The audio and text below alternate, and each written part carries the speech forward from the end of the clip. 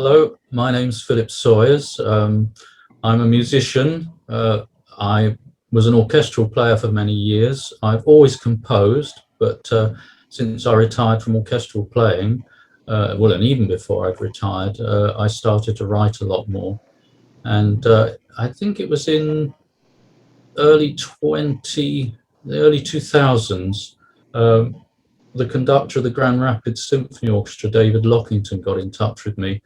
He is a Brit, and we knew each other as teenagers, and he'd even played in some of my pieces when I was a student. And he said, have you got any pieces you've never heard played professionally? And I'll give it a go. He did say, of course, if it's not any good, just because we were friends, that will be it. So I sent him the symphonic music for strings and brass, and it just took off from there. And I went over for the premiere, and then suddenly I got commissions and things. It got recorded, it got onto a CD, the first CD with they commissioned the first symphony.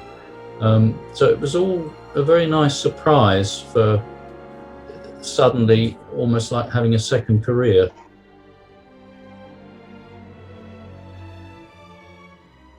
It's going to sound really kind of quite corny, but I started playing the violin because I was out with my older brother and around at one of his friends' houses, and there was a violin case sticking out of a dustbin.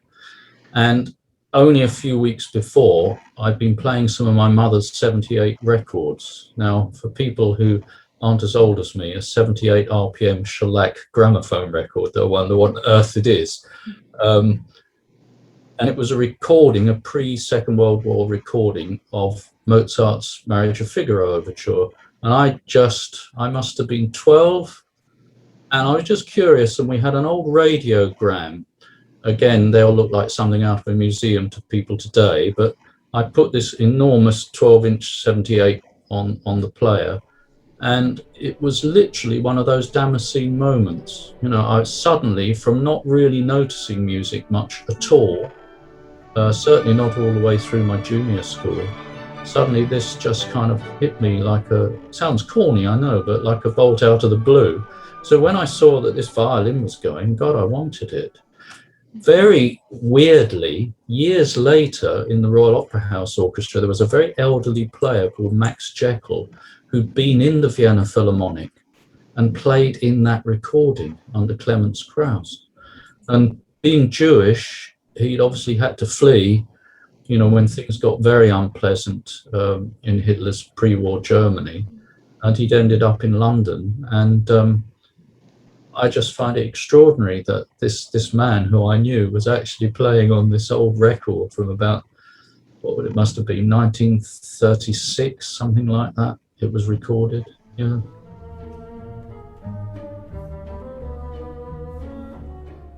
I kind of tried to teach myself a bit. And my elder brother was having clarinet lessons with a local jazz player at a local music shop, so they sent me to him. I only had about 3 lessons with him, and he got in touch with my father and he said, look, this boy needs a proper classically trained violin teacher. He said, so there was a Kent Music School, that was it. At the grammar school I was at, we had a visiting teacher come, and I started to learn the violin, got into the Kent County Youth Orchestra, got from nothing to grade 8 in about 4 years. I mean, I took to it like anything, it was obviously just my thing. So that's how it started, yeah.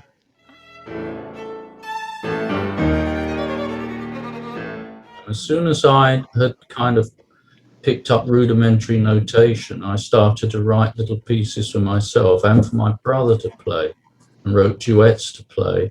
And they must have been awful, but for some reason, and I used to improvise on my violin as well as learn all the pieces once I'd learnt all the pieces.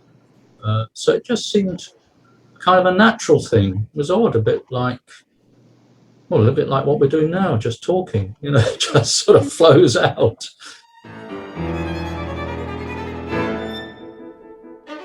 Well, I did do the form of education in England. We had things called O levels and then A levels.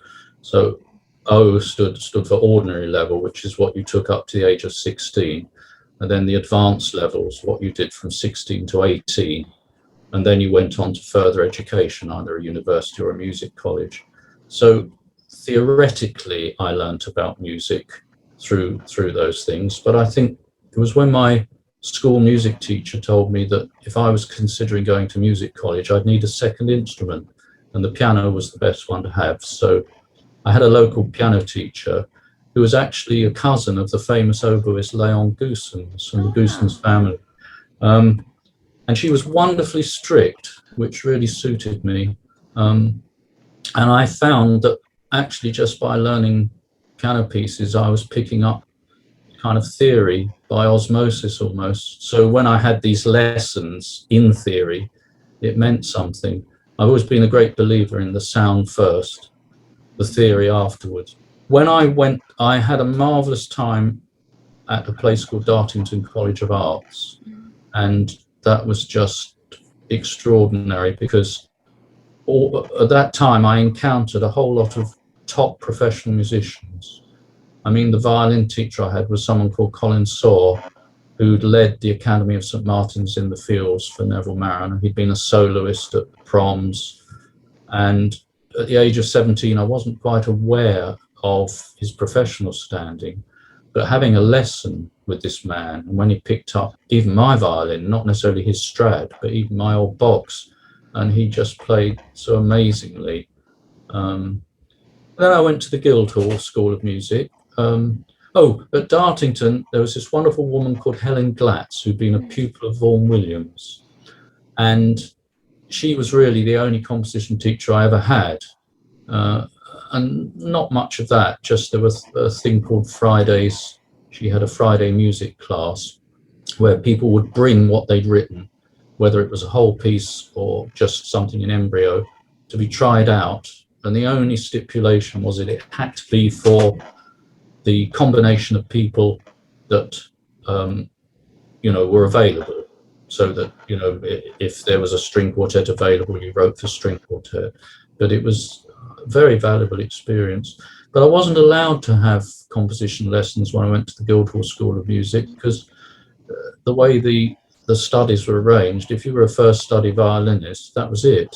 You couldn't do, it seemed really mad. And in a way, it might have been just as well, because most of what was going on when I was there in the late 60s was all very avant-garde, and the sort of music that I wanted to write and that I could hear in my mind's ear, which they would just, don't bother, they said, don't bother with that. And if it didn't have electronic instruments in it either, or masses of percussion and special effects, so tonality was definitely, in any form, was definitely out of the window then, which was really depressing for a whole generation, I think. I remember Richard Rodney Bennett, who taught in America for a while, said that he finds it rather depressing that all his students seem to write this very grey 12-tone music because they feel obliged to, because it's part of their course. But fortunately, that's all changed now. I mean, any kind of style is acceptable. So it's a much better, much healthier state of things now, I think. Yeah.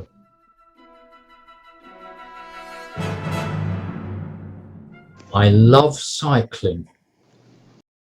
Where I live is not very far from the River Thames, a place called Greenwich.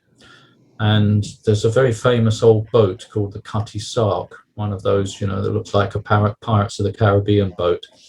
And practically every morning I set off and I cycle as a designated river path. And most of the week it's deserted.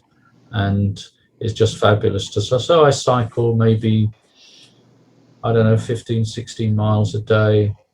And if I do that, then I can do other stuff. But if I don't do something energetic first, I'm, these people that I work in the morning, then I do this, I can't. So cycling's a big thing. I love reading. I love eating and drinking, surprisingly enough. And I think going out to restaurants, we're now going to be allowed to do, I shall enjoy that. So that's, and I'm a keen gardener as well. We're very lucky, even though we live in, we're only a couple of miles from central London. I have a garden that's 120 feet long, and it's surrounded by other gardens of the same size. So it's almost like living in a great park. We are very lucky. So yeah,